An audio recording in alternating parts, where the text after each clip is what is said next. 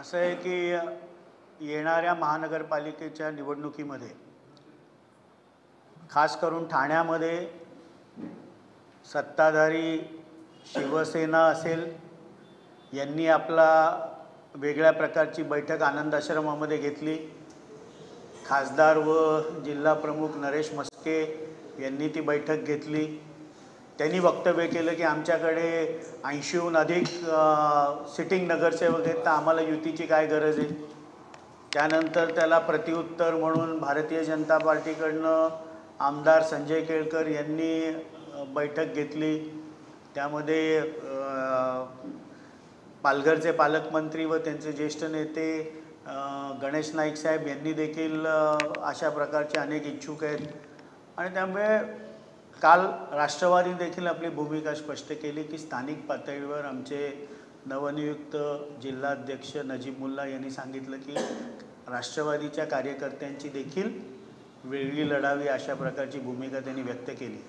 ज्यावेळेला वरिष्ठ पातळीवर आमचे राष्ट्रीय अध्यक्ष राज्याचे उपमुख्यमंत्री माननीय अजितदादा पवार साहेब असतील, त्याचप्रमाणे प्रांताध्यक्ष व खासदार सुनील तटकरे साहेब असतील, हे आम्हाला बोलवतील, त्यावेळेला राष्ट्रवादीची ठाण्याबाबतची भूमिका आम्ही दोघेही स्पष्ट करू। वरील जो आदेश पक्षश्रेष्ठी देतील तो आम्ही मानू। पण सर, आपण जर बघितलं महायुतीचं सरकार आहे, महायुती आहे, तरी असं म्हणजे भाजप म्हणते आम्ही स्वबळावर आहे, बॅनरबाजी मोठ्या प्रमाणात होत आहे। असं आहे की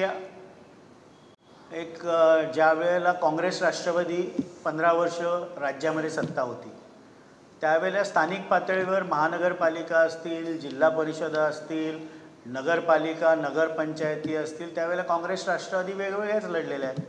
14 ते 19 मध्ये शिवसेना भाजपचं सरकार होतं महायुतीचं, त्यावेळेला देखील शिवसेना वेगळी लढली, भारतीय जनता पार्टी वेगळी लढली। त्यामुळे महायुती ही लोकसभेच्या निवडणुकीला नक्कीच झाली, विधानसभेला झाली, स्थानिक पातळीवर देखील झाली पाहिजे, अशा प्रकारचा मानस मुख्यमंत्री माननीय देवेंद्रजी फडणवीस साहेबांचा आहे। उपमुख्यमंत्री माननीय अजितदादा पवार साहेब असतील, उपमुख्यमंत्री माननीय एकनाथरावजी शिंदे साहेब असतील, या तिन्ही नेत्यांचं आहे। पण प्रत्येक जिल्ह्यामध्ये प्रत्येक तालुक्यामध्ये वेगवेगळी परिस्थिती असते, त्यामुळे प्रत्येक पक्ष आपल्या तिथल्या स्थानिक पदाधिकाऱ्यांची चर्चा करूनच योग्य तो निर्णय घेईल।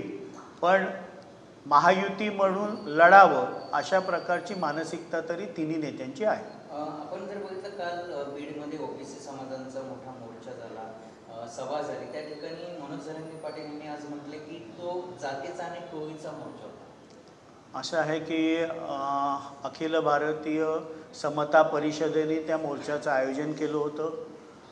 त्या मोर्चामध्येच ज्येष्ठ नेते व मंत्री छगन भुजबळ साहेबांनी स्पष्ट केलं की हा मोर्चा, ही मीटिंग कुठल्याही एका पक्षाची नाही, तर ओबीसी समाजाची ही मीटिंग आहे, हे स्पष्ट करण्यात आलं होतं।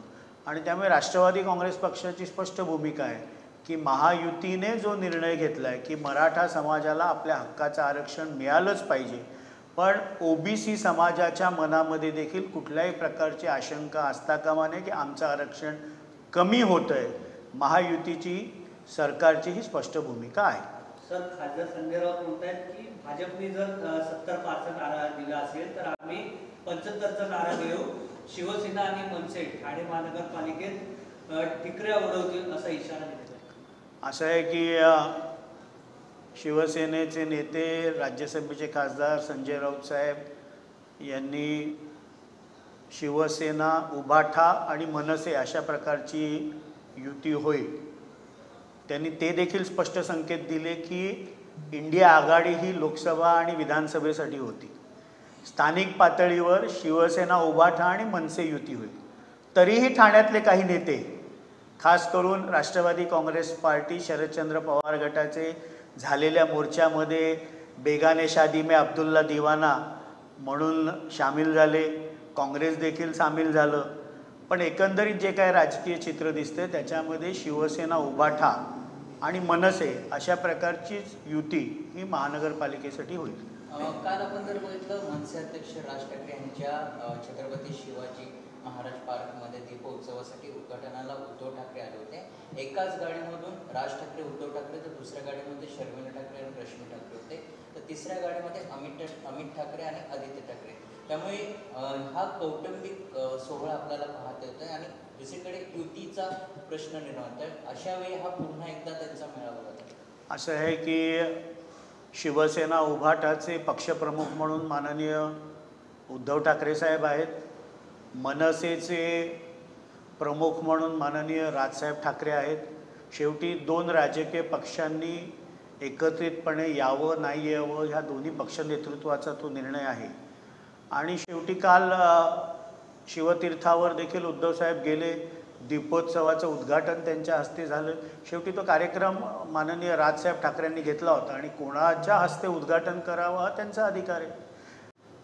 राजकीय परिस्थितीमध्ये युती आघाड्या या होतच असतात. सर, मुख्य निवडणूक अधिकारी आहेत चोप लिंगम यांनी आदेश दिले आहेत की विरोधी पक्षांनी जे सारे घोळ सादर केले ते तपासण्याचे आदेश दिले आहेत.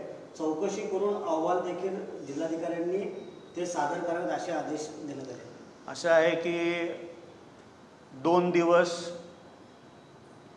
कंटिन्युअस राज्याचे सर्व विरोधी पक्षनेते म्हणजे आदरणीय शरदचंद्रजी पवारसाहेब असतील, शिवसेना उभाटाचे पक्षप्रमुख असतील, मनसेचे पक्षप्रमुख असतील, काँग्रेस असेल, कम्युनिस्ट असतील, ह्यांनी निवडणूक आयोगाची भेट घेतली.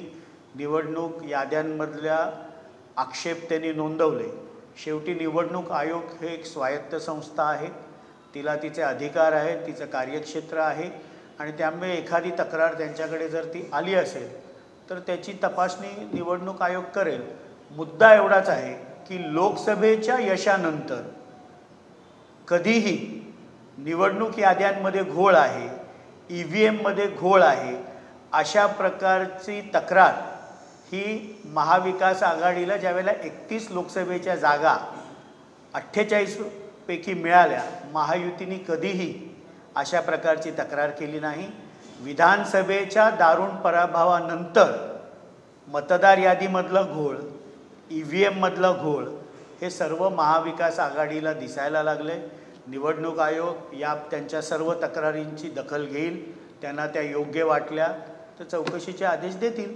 महाविकास आघाडीचे नेते राज ठाकरे, उद्धव ठाकरे आणि काँग्रेसचे काही नेते हे निवडणूक आयोगाची भेट घेतली दोनदा. मतचोरी, मतयानामध्ये घोळ आणि बरेच काही पुरावे देत निवडणुका ह्या अजून पुढे ढकला. पहिला मतयात्रेचा जो घोळ आहे तो दुरुस्त करा आणि मगच इलेक्शन घ्या असं देखील म्हणतात. असं आहे की सर्वोच्च न्यायालयाने काही निर्देश महाराष्ट्र सरकारला दिलेत आणि 31 जानेवारीपर्यंत सर्व स्थानिक स्वराज्य संस्थेच्या निवडणुका झाल्या पाहिजेत अशा प्रकारचे आदेश हे सर्वोच्च न्यायालयाने दिलेले आहेत. महाराष्ट्र सरकार, युती सरकार देखील तशाच प्रकारे पावलं उचलित आहेत. निवडणूक आयोग हे निवडणुका घेत असतं आणि त्यामुळे अनेक भागांमध्ये म्हणजे काही महानगरपालिकांमध्ये 10-10 वर्ष झाली निवडणुका होऊन, काही महानगरपालिका नगरपंचायतींमध्ये 8-8 वर्ष झाली आणि त्यामुळे स्थानिक स्वराज्य संस्थेच्या निवडणुका लवकरात लवकर झाल्या पाहिजेत अशा प्रकारची स्पष्ट भूमिका ही राष्ट्रवादी काँग्रेस पक्षाची आहे. करुणा मुंडे यांनी पुन्हा एकदा एक विधान केले, कोयते घासून ठेवा हे वक्तव्य समाजासाठी आहे. धनंजय मुंडे यांच्या अंगावर मी गेली होती, मात्र माझा अर्ज जो आहे तो रद्द केला. असं म्हणजे पुन्हा एकदा धनंजय मुंडे या कौटुंबिक वादामध्ये राष्ट्रवादी काँग्रेस पार्टी कुठल्याही प्रकारची प्रतिक्रिया देऊ इच्छित नाही.